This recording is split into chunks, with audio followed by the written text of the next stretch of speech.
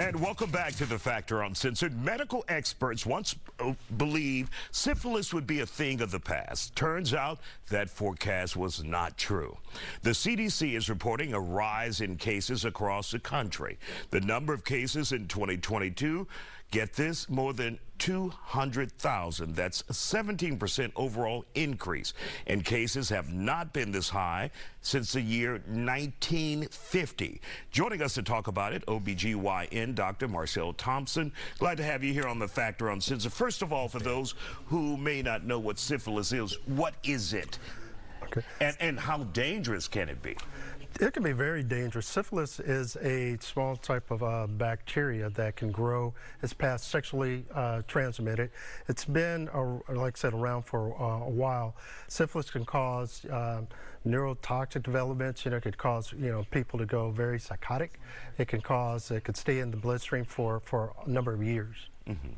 And so we are seeing, number one, an increase. Why are we seeing this increase in this country so high, higher than the most significant increase since the 1950s?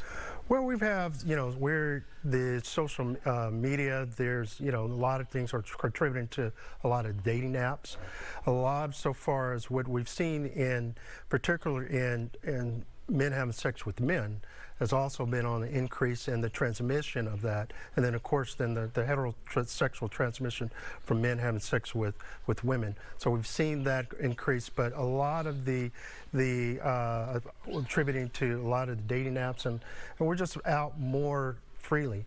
We had a bit with HIV, and we had significant successes with HIV, and that's kind of made a lot of people, I believe, kind of laxed in our sexual promiscuity amongst each other. So we're seeing that rise, and really that nature of getting back to just understanding what these disease processes are. And we are also hearing that there is a shortage of penicillin to deal with issues like this. Obviously, that's a reminder that we have an increase in syphilis. Correct. So more people are getting syphilis, and they're requiring more penicillin. Correct. Syphilis, a lot of times the stages of syphilis, there's 3 different stages.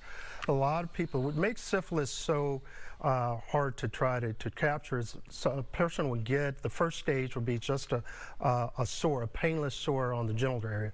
Then that'll go away. So people think, oh, that's fine. And then they'll get a rash, and the rash will come, and the rash will go away. And then it goes into what we call a latent stage of syphilis. And not getting, number one, not getting tested. First of all, not using really protection like condoms, but not getting tested. The aspect of that is really extends, and really is, we see it's unlike, gonorrhea or syphilis, or gonorrhea or chlamydia, where you have signs of it, and so most people will know, and they'll go get treated and tested for it. The biggest thing so far is congenital syphilis, and congenital syphilis, they'll get pregnant. Most of the time we test just routinely in pregnancy for syphilis, but sometimes if the syphilis is transmitted to the child, they get what we call congenital syphilis, which is also where I'll treat everything with penicillin. All right. Thank you, sir, for joining us here and that valuable information.